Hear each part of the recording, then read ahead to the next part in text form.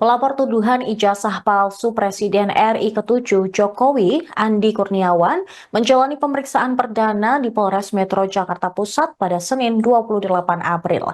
Andi yang merupakan Ketua Umum Pemuda Patriot Nusantara melaporkan mantan Menteri Olahraga atau Menpora Roy Suryo, kemudian Sismon Hasiholan Sianipar, Dr. Tifauzia Tia Suma, dan Rizal Fadilah terkait tuduhan ijazah palsu Jokowi.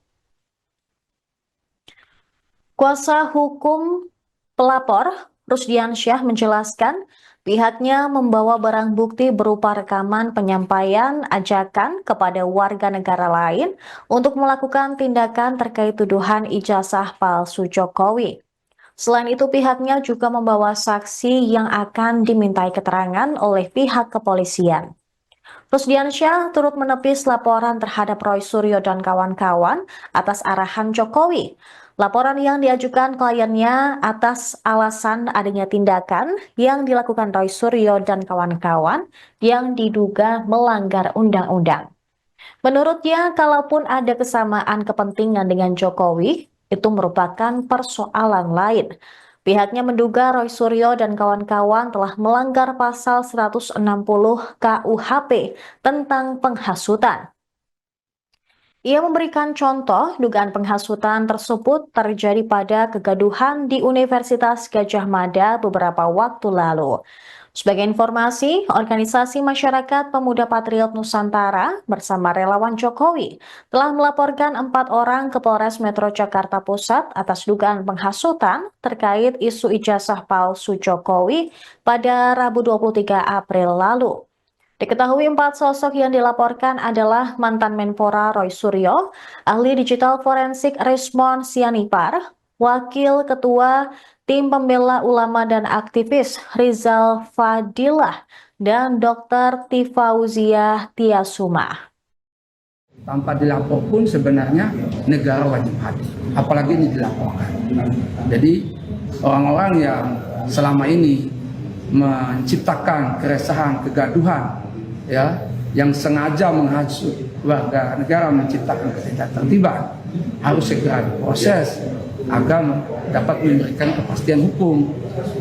Jadi keahlian-keahlian yang selama ini mereka sampaikan, mereka sampaikan ini saintifik, ya, nah, itu harus digunakan pada tempat yang benar.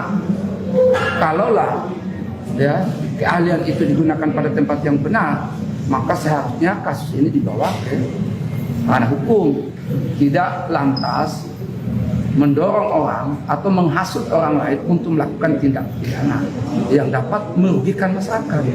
Contoh, ya, hari ini datang seruduk misalnya ke UGM, nah itu kan dapat merugikan kita semua, bukan hanya pelapor, tapi kita semua dapat dirugikan dari tindakan-tindakan seperti ini.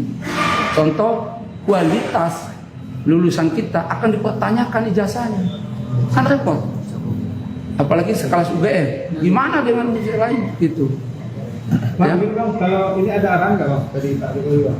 Ya, ini sering ditanyakan kepada kami, ya, apa ada arahan. Tadi saya sampaikan, ini murni kewajiban warga negara melihat ada tindakan, ya, perbuatan yang diduga melanggar undang-undang.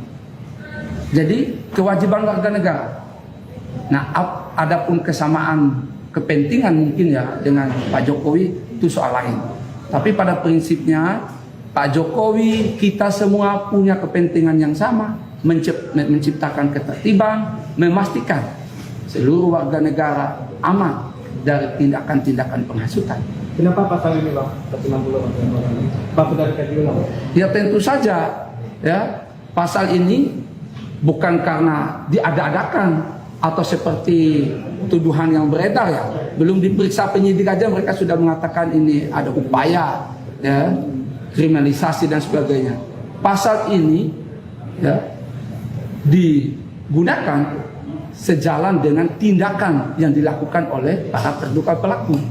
Jadi tidak mungkin kita main hujan kebakar, tentu basah.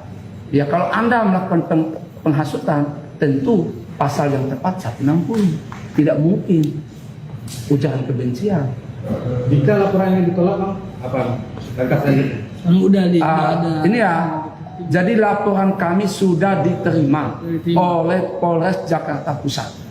Sekarang kedatangan kami untuk memenuhi panggilan penyidik untuk melakukan pemeriksaan lanjutan, ya, agar terang peristiwa ini sehingga para terduga pelaku terlapor bisa segera dipanggil, kepastian hukum untuk semua dapat terwujud. Bang, bisa jelasin nggak, Bang? 4 terlapor ini siapa aja, Bang? Untuk Nah, terima kasih ya. 4 terlapor ini inisial pertama RS, ya, yang kita ketahui salah satu yang mengaku ahli, ya. Yang kedua RSN yang mantan pejabat negara yang juga mengaku ahli. Ya, kita nanti akan dengarkan keahliannya di sini. Ini tempat yang benar dan tepat, ya, untuk menguji keahlian kita bersama. Apakah benar apa yang telah kita lakukan? Apakah keliru yang telah kita lakukan? Ada juga RF, ya, seorang yang mengaku aktivis. Ada juga TT, perempuan, ya, seorang dokter.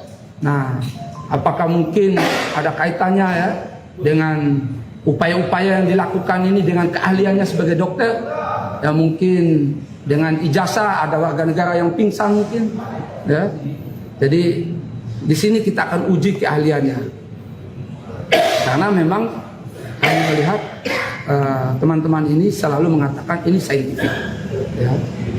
Kami sangat mendukung, ya, kita bersama-sama menggunakan saintifik dengan benar dan tepat pada tempatnya, bukan untuk melakukan penghasutan kepada warga negara lain untuk melakukan tindak pidana.